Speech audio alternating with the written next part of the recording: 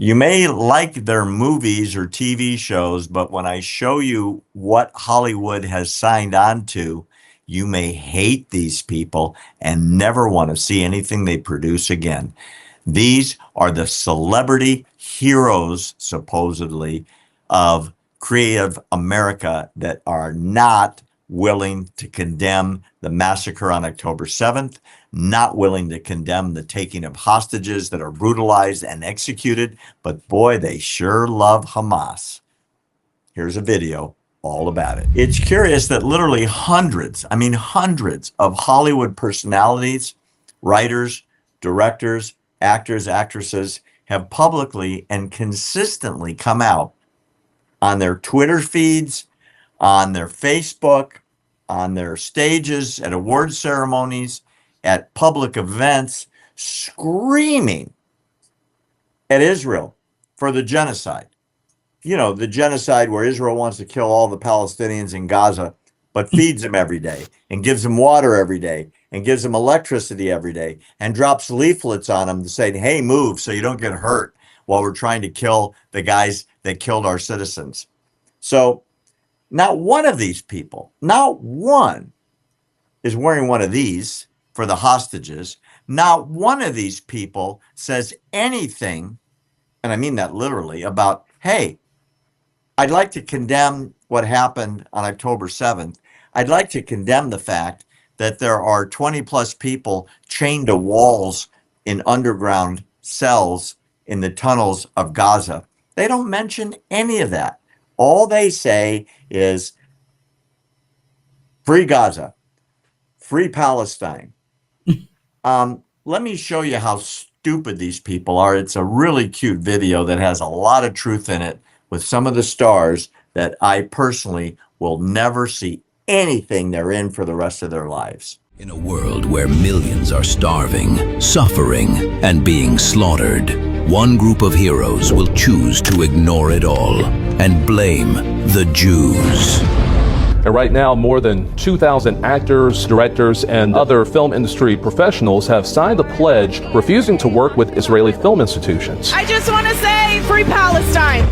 From Hollywood, a group of people that literally makes things up for a living, comes a new tale. One where we pretend a jihadi terrorist organization who literally said their goal was to destroy the Jews and all of Western civilization, then caused the biggest massacre of Jews since the Holocaust, and are still holding hostages 2 years later, are actually the good guys. I mean, Gaza isn't even a top 15 humanitarian crisis, but it. Let's blame the only army in history that's ever fed their opposition. Sounds like a pretty shitty genocide. While actual genocides are going on in the world, these idiots are obsessed with a country the size of New Jersey that just wants to live in peace, while completely ignoring the Jewish hostages that Hamas took, which started this whole war in the first place.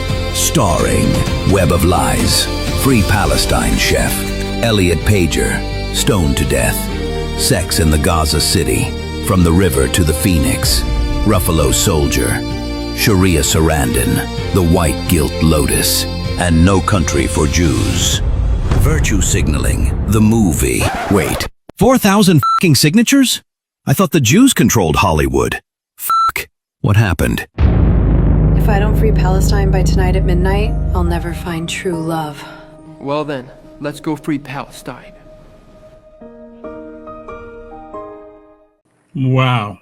It's funny, but it's true. Yeah. Every one of those stars is an absolute imbecile and won't say anything about real genocides around the world. The list that was in that video is true. And most of those genocides are against Christians who are being slaughtered in country after country after country after country. If you add up everyone that's died in Gaza, it's not even in the top 10. And yet, nobody talks about Sudan. Nobody talks about Rwanda. Nobody talks about the Congo. Nobody. Why is that? You know, Barry, you know, the one thing that really stood out to me in that video above everything? Can you guess? Just one guess? they didn't condemn the slaughter on October 7th? They Well, didn't I say mean, release the hostages? no. The one thing that stood out to me the most, I thought they controlled Hollywood. Not Right? very I mean, well. They're really bad at it. Yeah, I mean, that's such a good point. All of those names are anti-Israel, but I thought Hollywood was controlled by Jewish people. Make it make sense. It's just like they need someone to blame. We need somebody to blame. And it's just like big as day, all of those names. But you know what? They're going to ignore it. They're going to ignore the fact that it's not what they've been saying. They don't care. Their ultimate goal is to it's like this. It's like this. They want to stop Trump. They want to stop Israel from existing. They don't care.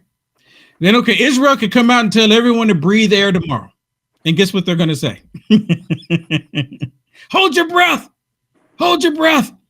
Israel said breathe air. Same thing with President Trump. Why is it like that, Barry? What is it about Israel that's a location the size of Jersey that they have so much disdain for? What is it? How can they just live in peace? I mean, really, just leave alone. We did a video on Tuesday with that gal from England who said they just want to be left alone. They just want to be left in peace. Yeah. There's been a dozen wars. Every single one of them, Israel's been attacked. And if Israel had lost one of the wars, every Jew would have been killed. Yeah. Yeah. They win the war, and then it goes away for a year or two. Yeah. You ever hear the expression living paycheck to paycheck? Israel is living war to war. It's true. I mean, really, because you just hit it. You just made me think about it, make that analogy. If they lose one war, they're done. They're done. It's like the old expression. I think it started with the first prime minister, female prime minister in Israeli's history, Golda Meir, where she said, if the Arabs laid down their weapons, there'd be peace tomorrow.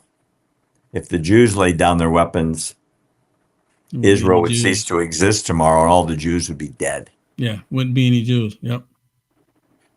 So true.